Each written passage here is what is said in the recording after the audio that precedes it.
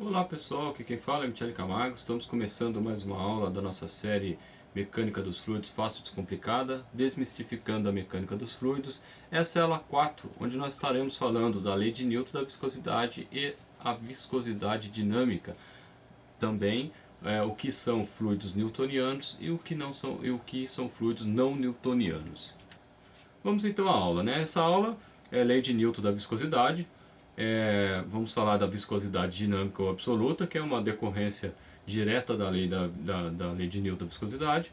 E também vamos falar o que são fluidos newtonianos e não newtonianos. Também são conceitos que são consequências da lei de Newton da viscosidade. Bom, vamos relembrar a última aula, porque mecânica dos fluidos é assim, né? A cada aula que você vai avançando, a gente vai acrescentando um conteúdo, vai acrescentando novos conceitos, e é aí que mora o perigo, né? Se você não entender um conceito anterior, você acaba sendo prejudicado. Então vamos falar. A gente falou na última aula de princípio da aderência. O que é princípio da aderência?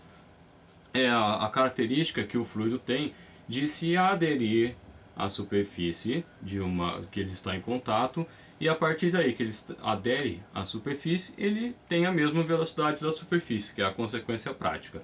Então, se eu tenho uma tubulação, por exemplo, o fluido que está em contato com a superfície da tubulação é justamente a velocidade do fluido naquele ponto vai ser a velocidade do tubo. Se o tubo está parado, então a velocidade do fluido naquele ponto vai ser zero.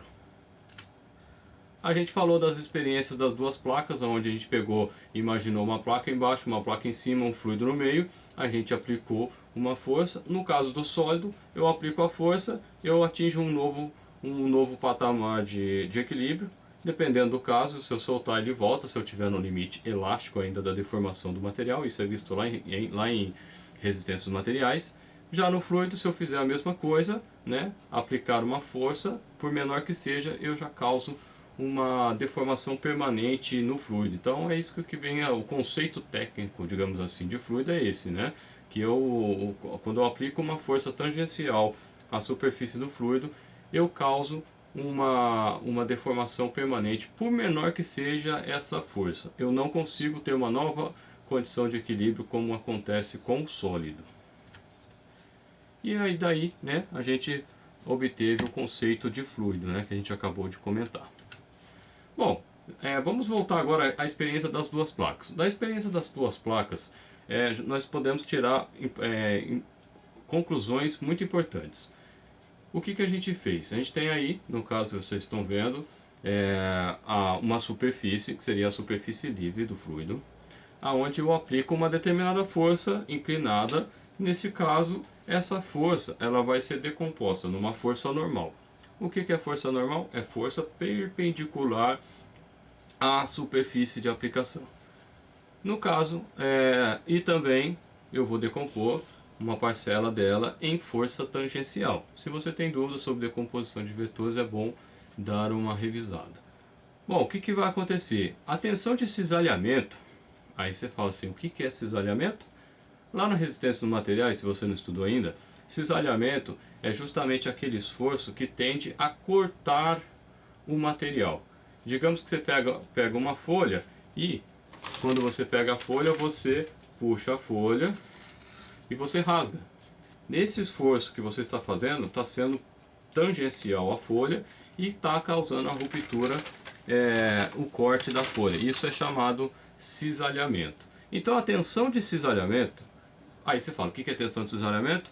Ela é definida pela força tangencial aplicada dividido pela área de resistência onde a força está aplicando. Se você perceber que vai ser o mesmo conceito de pressão, que pressão também é força dividido por área. Aí você fala, qual é a diferença então de pressão e tensão?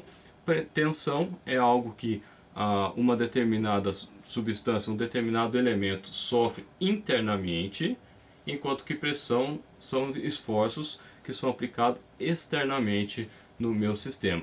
No caso também de uma tubulação, você pode falar assim, mas a tubulação, o fluido passa por dentro, imagina a água, né, pressurizada, passa por dentro e tende a pressurizar de dentro para fora. Isso é verdade. Só que o material, a parede do material, que é que vai sofrer os esforços. E nesse caso vai ser um esforço interno também ao material. Continuando, outro fato importante da experiência é que a placa superior ela é acelerada pela aplicação da força. Isso é a própria lei de Newton. A lei de Newton, a segunda lei de Newton diz o quê? Que uma força aplicada numa determinada massa implica em uma aceleração. Então, se eu tenho uma força aplicada a um determinado corpo, eu vou ter uma aceleração proporcional ao valor da massa. Quanto maior, então vamos imaginar, vou empurrar um caminhão, é uma coisa, vou empurrar um carro pequeno, é outra. Então é isso que vai acontecer aqui. E o que é a aceleração? A aceleração é a propriedade que nos diz quanto que a velocidade está variando. Então a velocidade a cada instante ela varia. Então você pegou o carro, sentou, começou a acelerar. O que acontece? Sai de 0, depois a 10 km por hora, 20, assim por diante. Então nesse momento você está acelerando o carro, a velocidade está sendo alterada. E a taxa com que a velocidade está sendo alterada com o tempo chama-se aceleração. Parece óbvio, né? Mas às vezes as pessoas confundem, né? Então eu apliquei essa força tangencial e eu vou ter então uma aceleração da placa. Só que chega um determinado momento que a velocidade passa a ficar constante. Eu apliquei uma força constante na placa, essa placa começou a se mover, né? Ela sai de 0 e começa a se mover até um determinado trecho que a velocidade da placa é constante. E aí você fala assim, mas a gente acabou de comentar sobre a força de Newton, né, sobre a lei de Newton, onde a força é igual a massa vezes a aceleração. Se eu tenho força e tenho uma massa, obrigatoriamente eu tenho uma aceleração, obrigatoriamente, entre aspas, eu tenho uma velocidade se alterando. A velocidade da placa teria que se alterar. Mas aí que entra a questão, no caso, é a somatória de força, não uma força apenas. Então, para que a velocidade seja constante, a aceleração zero, eu tenho que ter somatória de forças que estão sendo aplicadas nesse corpo igual a zero. Nesse caso, onde eu tenho uma força aplicada e a minha placa começa a se mover numa determinada velocidade, então ela sai do zero, acelera, de repente ela começa a ficar constante, né? A velocidade constante. Eu tenho um chamado aí equilíbrio dinâmico. Por que dinâmico? Porque eu estou em movimento. Então, lá da lei de inércia, que é a terceira lei de Newton, ela diz o seguinte, que o corpo mantém-se constante, em velocidade constante, ou se mantém em linha reta, exceto se eu tiver uma força externa aplicada. Então, para que eu tenha o equilíbrio dinâmico, eu tenho que ter somatória de forças igual a zero. E aí você pergunta, de onde vem então essa força que anula a força tangencial aplicada?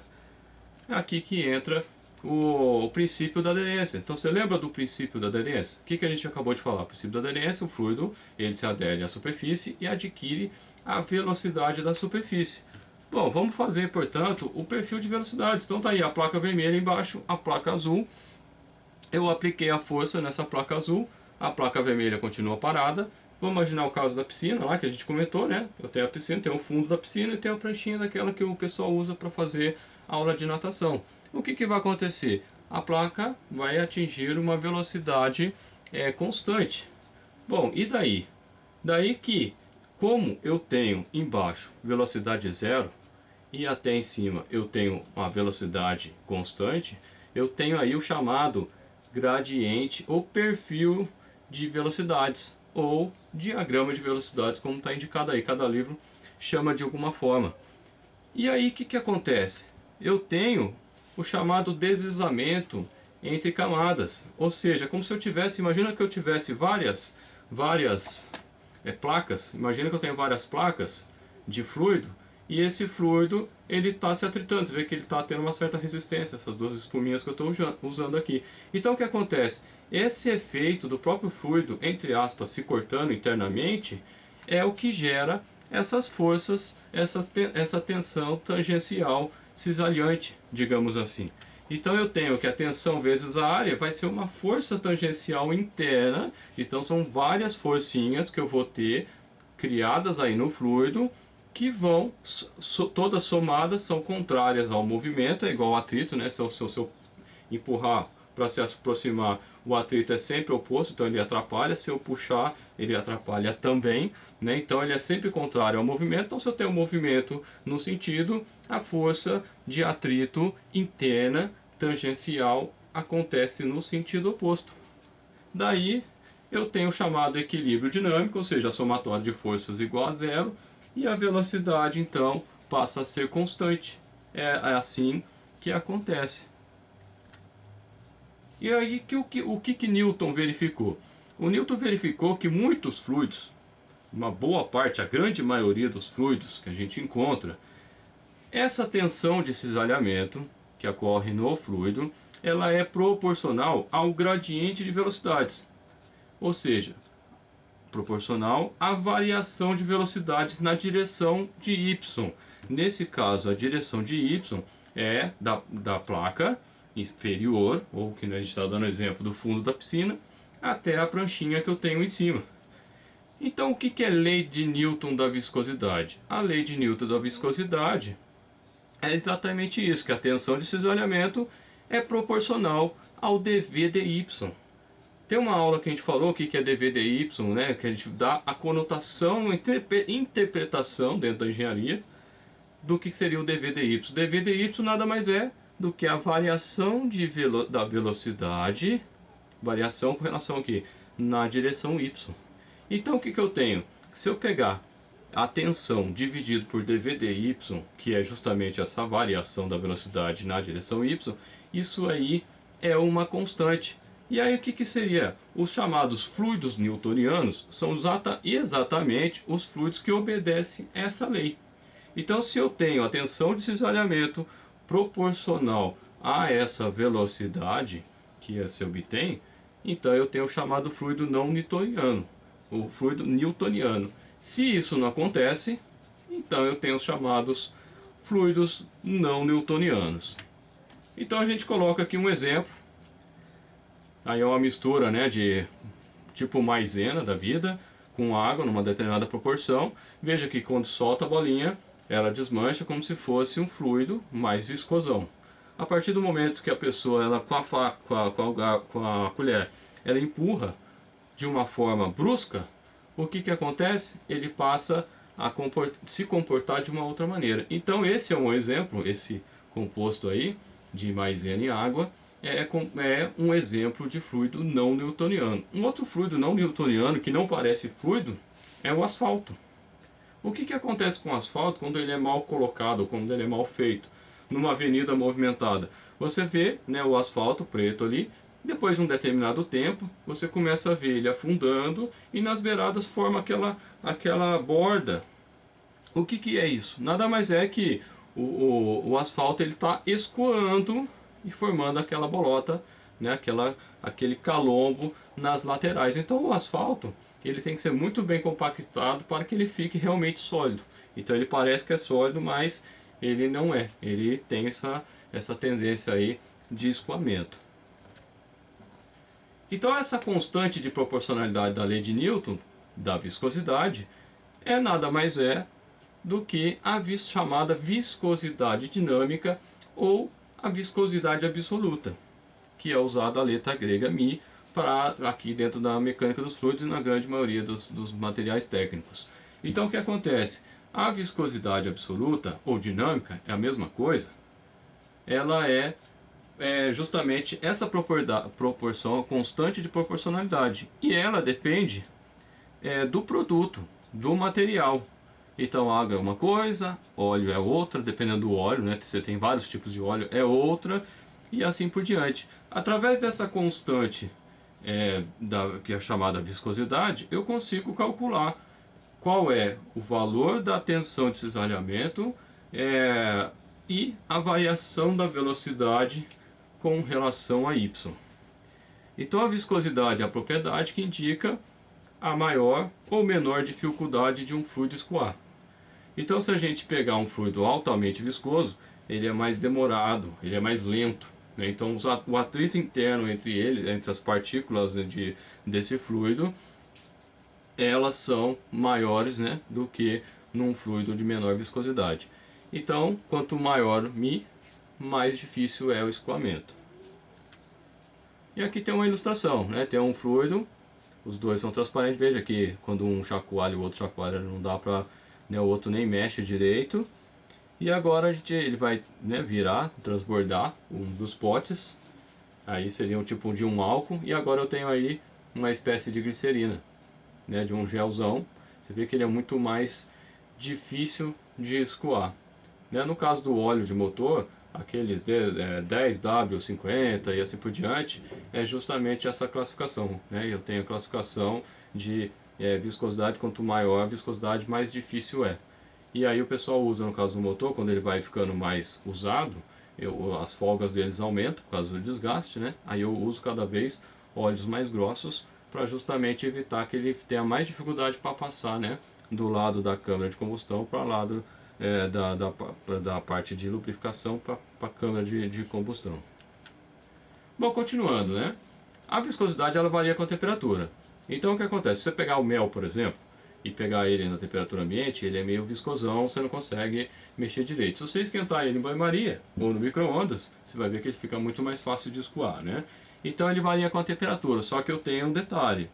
O comportamento da viscosidade do líquido e do gás são diferentes. No caso do líquido, ele é diretamente proporcional à força de atração entre as moléculas, portanto diminui com o aumento da temperatura. Então, à medida que eu aumento a temperatura do fluido, do líquido, eu passo a ter uma diminuição da viscosidade. No caso dos gases, ele é diretamente proporcional à energia cinética das moléculas, portanto a viscosidade aumenta com o aumento da temperatura.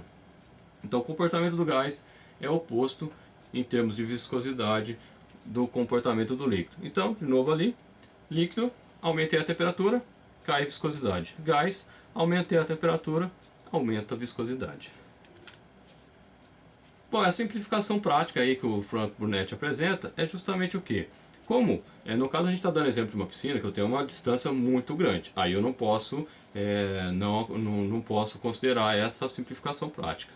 Mas, no caso, quando a folga entre essas placas forem pequenas, aí eu posso considerar a variação, ao invés de, né, desse formato circular, de uma forma linear. Dessa forma, o dV/dy fica então velocidade zero, né, que é a velocidade constante, dividido por epsilon, que seria a minha folga. Então eu posso reescrever a minha tensão de cisalhamento igual a μ, a viscosidade, vezes a velocidade dividido pela folga, né, entre essas placas.